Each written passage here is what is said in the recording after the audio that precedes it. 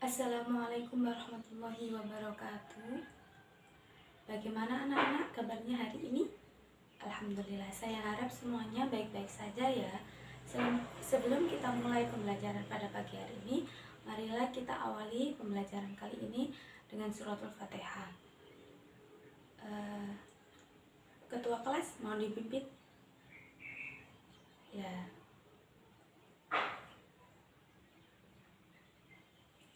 Oke, terima kasih. Sebelum kita mulai, saya absen terlebih dahulu ya.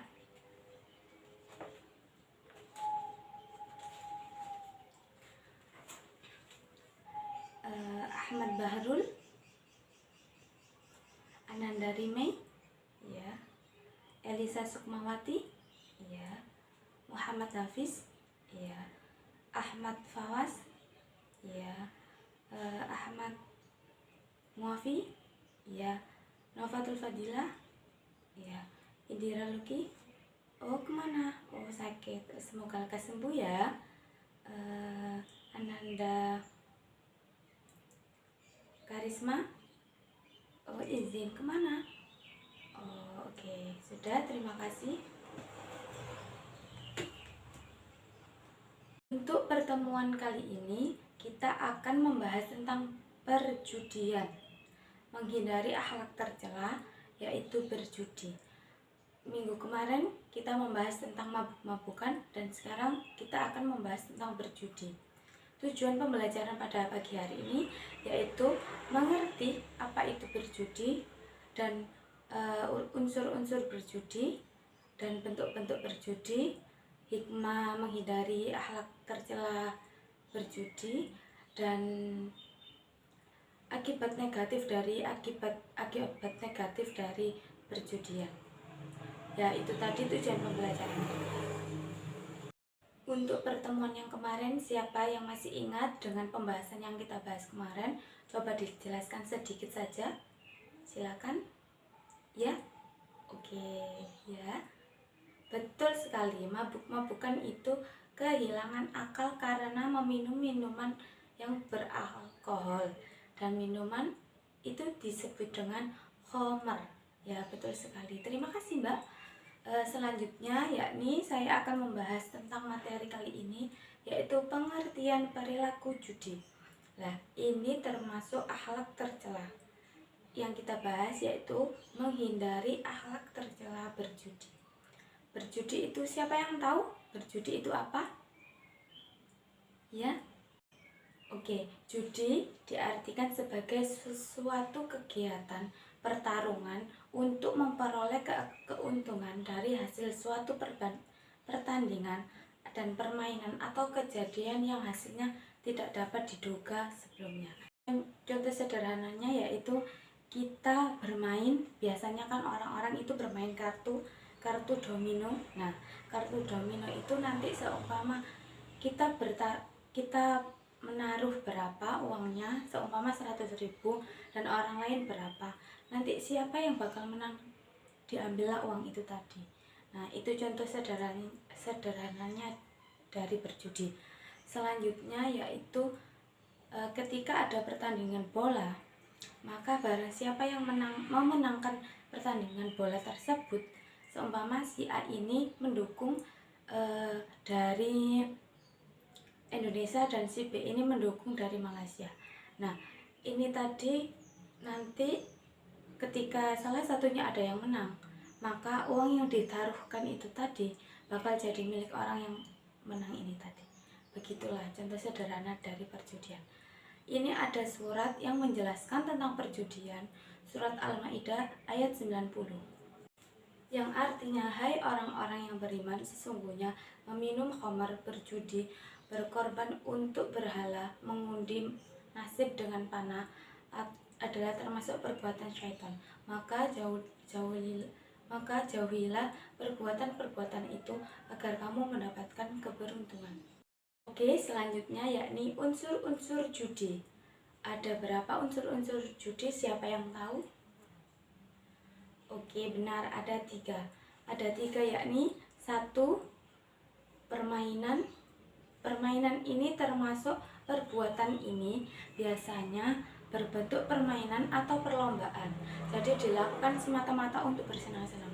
Jadi seumpama kalau itu tadi contoh sederhananya yaitu dengan pertarungan bola tadi, siapa yang menang dan bakal siapa yang akan mendapatkan uang tersebut, itu hanya untuk bersenang-senang. Oke. Untuk yang kedua yaitu untung-untungan. Maksud dari untung-untungan ini untuk memenangkan permainan atau perlombaan yang lebih banyak digantungkan kepada yang mendapatkan atau untung-untungan. Jadi semata-mata karena ini hanya siapa yang beruntung dan siapa yang tidak beruntung. Jadi seumpama hari ini dia beruntung, terus besok ya kalau seumpama mereka beruntung, mereka mendapatkan lagi, begitu. Bukan seterusnya dia beruntung. Selanjutnya yaitu 3, ada taruhan. Nah, dalam permainan dan perlombaan tentu ada taruhannya, baik dalam bentuk uang atau harta lainnya. Unsur ini merupakan unsur yang paling utama untuk menentukan apakah sebuah perbuatan ini dapat disebut sebagai judi atau bukan. Nah ini, kalau ada taruhannya, Kak, seumpama itu tadi bakal siapapun yang memenangkan perlombaan sepak bola tersebut, nanti bakal saya kasih uang 100 juta. Nah, itu termasuk taruhan, ya gitu. Terus selanjutnya, meskipun tidak uang, meskipun barang ataupun mobil, motor, terserah, itu pasti ada taruhannya, gitu. Selanjutnya yaitu bentuk-bentuk perilaku judi. Nah, ini perilaku judi. Perilaku judi itu yang tidak disukai oleh Allah. Yang pertama, bentuk-bentuk perilaku judi adalah perjudian di kasino yang terdiri dari super pingpong, satan, poker, keno, tombola, dan lain-lain. Yang kedua yaitu perjudian di tempat keramaian yang terdiri dari lempar pasar atau bulu ayam pada sasaran atau papan yang berputar, atau lempar bola atau lempar gelang, dan lain-lain sebagainya. Yang ketiga yaitu perjudian yang dikaitkan dengan kebiasaan yang terdiri dari adu ayam, adu domba. Nah, ini juga termasuk perjudian.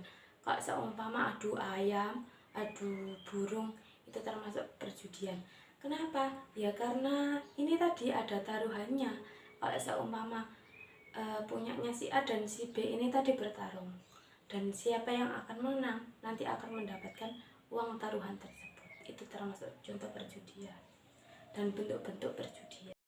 Akibat negatif perilaku judi.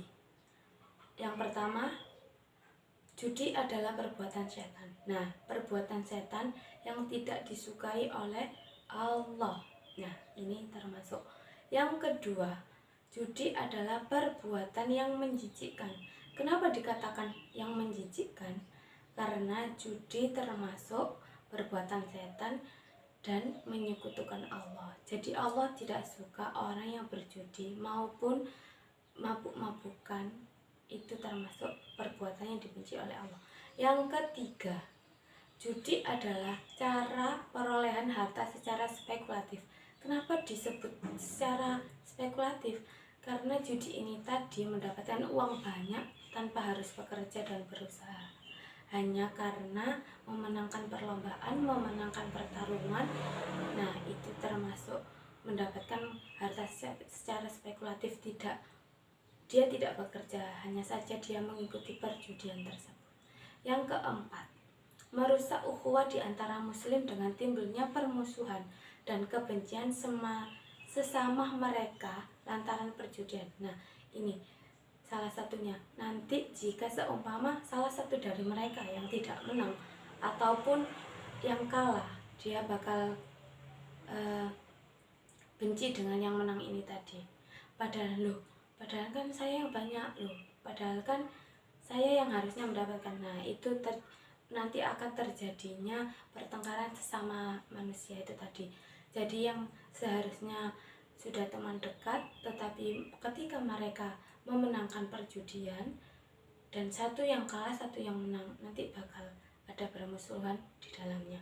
Yang kelima, sarana setan untuk menjauhkan kita dari Allah. Nah ini, ketika kita mengikuti perjudian, ketika kita menjauhi akhlak-akhlak terpuji dan melakukan akhlak tercela, itu setan berhasil menjauhkan diri kita dari Allah. Kita sampai lupa ibadah, lupa mengingat Allah, itu karena perbuatan kita yang tidak disenangi oleh Allah. Nah itu tadi akibat negatif dari perilaku judi. Selanjutnya, menghindari perilaku judi.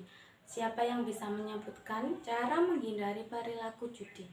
Ya silakan, salah satu nanti bakal saya kasih nilai plus yang bisa menjawab pertanyaannya. Ya silakan. Betul sekali, sip. Ini termasuk menghindari perilaku judi antara lain yaitu beramar ma'ruf nahi mungkar. Nah ini, beramar ma'ruf nahi mungkar setiap saat. Jadi kita harus berbuat baik. Yang kedua yaitu setiap orang berusaha menghindari pergaulan dengan perjudian. Nah ini termasuk dalam pergaulan kita. Kalau kita bergaul dengan orang-orang yang sukanya berjudi, diri kita akan mengikutinya. Kalau ruang lingkup kita dikelilingi oleh orang-orang baik, insya Allah kita akan mengikutinya dengan baik. Ya, kalau keluarga, lingkungan, dan teman kita baik, insya Allah kita juga baik. Selanjutnya yaitu lebih banyak bergaul dengan orang-orang yang baik. Benar tadi Mbaknya, terima kasih sudah menjawab. Terus yaitu berusaha mencari rezeki yang halal. Kita harus berusaha untuk mencari rezeki yang halal. Meskipun kita ditolak perusahaan sana sini, ditolak pabrik sana sini, belum ada panggilan ataupun apa, kita harus berusaha lagi. Mungkin kita kurang usaha dan ikhtiar. Jadi kalau seandainya di rumah saja dan hanya mengikuti perjudian online ataupun perjudian semacamnya, itu termasuk perbuatan yang tidak disukai oleh Allah. Selanjutnya yaitu senantiasa beristighfar dan mohon ampunan dan berlindungan kepada Allah. Allah itu maha pemaaf, Allah maha mengampuni. Jadi kita harus mengingat Allah, terus menjalankan perintah-perintah Allah dan menjauhi larangannya. Itu termasuk cara menghindari perilaku judi. Selanjutnya yakni hikmah larangan perilaku judi. Nah, siapa yang bisa menyebutkan? Nanti saya kasih nilai plus di belakangnya. Ya, siapa? Silakan. Ya, Mas, silakan. Oke. Benar sekali. Saya kasih nilai plus ya nanti Mas ya. Salah satu hikmah dari larangan perilaku judi yaitu benar yang dikatakan Masnya tadi, yaitu menumbuhkan perdamaian dan kebahagiaan dengan sesama dan keluarga. Kalau kita menghindari perjudian, maka kita akan damai dengan keluarga, damai dengan teman-temannya, karena sudah tidak mengikuti perjudian, sudah tidak sering emosian, maka itu hikmahnya yaitu menumbuhkan perdamaian dan kebahagiaan. Selanjutnya yaitu melatih diri untuk sabar dan tenang dalam menghadapi berbagai tipuan dunia. Itu termasuk. Yang kedua yaitu mantap dan khusyuk dalam berzikir dan beribadah kepada Allah. Tidak ada gangguannya lagi untuk beribadah kepada Allah, dan insya Allah Allah akan mengampuni dosa-dosanya. Ketika sudah berperilaku judi dan sekarang sudah bertobat, itu maka Allah akan mengampuni dosa-dosanya. Oke, mungkin itu saja penjelasan dari saya. Mungkin ada yang ditanyakan dari penjelasan saya dari awal hingga akhir. Mungkin ada yang kurang paham, monggo dipertanyakan sebelum diakhiri pembelajaran kepada pagi hari ini. Siapa yang bertanya nanti bakal saya kasih nilai plus. Siapa yang akan bertanya pada materi kali ini? Silakan ya Mas, silakan. Oke, bagus, pertanyaan yang bagus. Pertanyaannya adalah bagaimana judi dapat membuat seseorang ketagihan. Nah ini, kenapa kok membuat ketagihan? Kenapa kok ingin lagi dan ingin lagi? Ada dua hal dan ada dua kemungkinan yang terjadi, yaitu menang ataupun kalah. Jikalau menang, dia akan ingin mengikutinya lagi. Oke, sekarang seumpama si A ini menang ya, si A ini terus mengikuti perjudian sampai akhirnya dia menang, dan besoknya lagi mencoba lagi menang, dan seterusnya menang. Itu termasuk membuat ketagihan. Dan ketika kalah juga begitu, dia kali ini kalah, maka besok-besoknya akan oke, saya besok akan mencoba lagi, mungkin akan menang, oke besok lagi. Nah itu yang membuat orang jadi ketagihan. Karena begitu juga kalau dia menang, dia akan terus menerus itu tadi. Jadi tergantung pada dirinya sendiri, mereka akan melanjutkan atau berhenti. Pak seumpama dia menang, oke, saya hari ini menang, biar saya balik modal ataupun apa itu, dia akan berhenti. Nah itu tergantung dirinya sendiri, mau diteruskan atau berhenti sampai di situ. Itu ya Mas. Bagus sekali pertanyaannya, saya kasih nilai plus nanti. Untuk selanjutnya siapa yang bertanya silakan. Ya Mbak, silakan. Oke ya, bagus sekali pertanyaannya. Nanti saya bakal kasih nilai plus ya, tagih saya ketika saya lupa nanti. Nah pertanyaannya yaitu, apakah seseorang mendapatkan pahala dari sedekah harta yang diperoleh dengan cara yang tidak benar?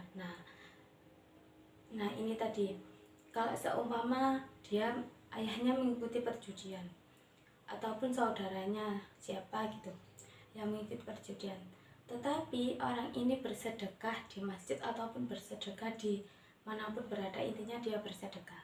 Nah jawabannya adalah, apabila seseorang mendapatkan harta haram dengan usahanya, ia berdosa dengan usahanya itu. Apabila ia infakkan harta tersebut, ia tidak akan mendapatkan pahala atas infak tersebut. Jadi ketika dia infak dengan usaha dan uang pendapatannya dengan cara yang haram, maka dia tidak dapat pahala dari sedekah tersebut atau infak tersebut. Sedangkan apabila ia infakkan karena ia tidak mau memakan uang yang haram itu tadi, harta yang haram itu tadi, ia mendapatkan pahala atas niatnya. Jadi seandainya dia keluarga ini tadi bersedekah karena menemukan uang atau tidak ada yang tahu uang tersebut milik siapa, terus ini tadi tidak mau memakan ataupun memakai uang haram tersebut, maka uangnya itu tadi disedekahkan ke orang yang membutuhkan ataupun ke masjid. Nah itu hukumnya mendapat pahala, tetapi mendapat pahala karena niatnya. Begitu, paham Mbak? Tergantung niatnya. Kalau niatnya kita ikhlas, niat kita untuk tidak memakan atau memakai uang haram tersebut, itu ada pahala untuk kita. Begitu Mbak. Ya, terima kasih pertanyaannya Mbak. Saya kasih nilai plus nanti, oke? Oke, sebelum kita akhiri pembelajaran pada hari ini, mungkin siapa yang bisa menerangkan atau menjelaskan dari awal hingga akhir materi yang kita bahas hari ini, saya akan kasih nilai plus lagi. Bagi siapa yang belum mendapatkan nilai plus tadi ya, yang bertanya sudah mendapatkan nilai plus, dan yang bisa menjawab tadi mendapatkan nilai plus. Sekarang siapa yang akan menjelaskan atau menerangkan dari awal hingga akhir pembelajaran kita hari ini? Siapa yang mengerti apa itu perjudian tadi, apa usaha bentuknya apa? Silakan dijelaskan ya. Ya Mbak, betul, perjudian tadi semata-mata hanya untuk senang-senang, betul. bentuk-bentuk perjudian tadi apa, bentuknya apa saja, terus akibat kita mengikuti perbuatan berjudi apa saja, gitu. Benar sekali. Oke, mungkin itu saja yang bisa saya sampaikan pada pagi hari ini. Semoga kita kedepannya, minggu depan, bisa melanjutkan pembelajaran kali ini dan tetap semangat meskipun kadang online ataupun offline, tetap belajar di rumah, tetap mematuhi protokol kesehatan dan tetap menjaga kesehatan ya. Mungkin itu saja yang bisa saya sampaikan. Semoga materi apa yang saya sampaikan hari ini bisa bermanfaat dan mendapat barokah. Mungkin sudah, sebelum kita tutup pembelajaran pada pagi hari ini, marilah kita membaca hamdalah terlebih dahulu. Alhamdulillahirabbil alamin. Semoga minggu depan kita bertemu lagi dan keadaan sehat walafiat, tetap menjaga kesehatan ya anak-anak, dan jangan lupa belajar karena belajar itu sangat penting. Mungkin itu saja dari saya. Wassalamualaikum warahmatullahi wabarakatuh.